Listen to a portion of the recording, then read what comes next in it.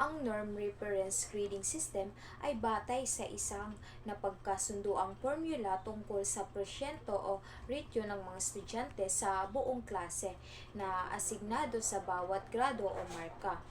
Ito ay isang sistemang pagmamarka na hindi nagtataguyod sa layunin ng edukasyon at lumalabag sa prinsipyo ng individual na pagkakaiba-iba.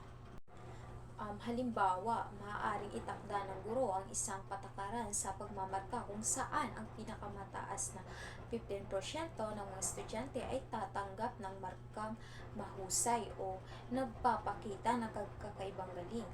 Sa isang klase na may 100 na nakakapag-enroll ng mga estudyante, ito ay maging 50 na tao. Sa ganoong sistema, ang pagtukoy ng marka ay batay sa porsyento ng klase, tulad ng excellent para sa top 15%, good para sa 5%, average para sa 15%, 4 para sa 5%, and failure para sa 10%. Ang ganitong sistema ay naglalaman ng mga pre-established na porsyento o bahagdan na tinutukoy kung gaano karaming mga estudyante ang makakakuha ng particular na marka sa bawat kategorya. Halimbawa, sa isang klase na may 100 na mag-aaral, ang average na score sa isang pagsusulit ay 70 na may standard deviation na 5.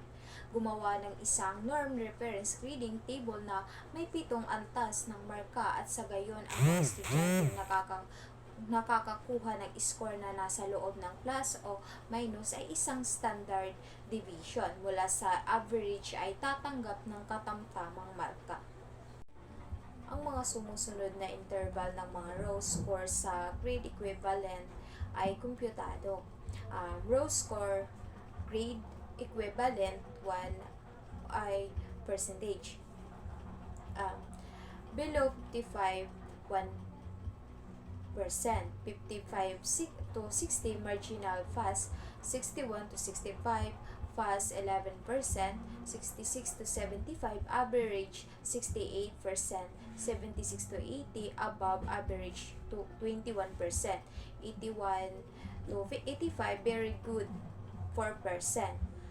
Ang table na ito ay naglalarawan ng mga bahagdang ng estudyante sa bawat kategorya ng grado batay sa kanilang row score. Halimbawa, ang mga estudyante na may row score na nasa pagitan ng 66 to 75 ay itinuturing na may average na grado at ang 68% ng kabuuang bilang ng estudyante ay nakakakuha ng ganitong grado.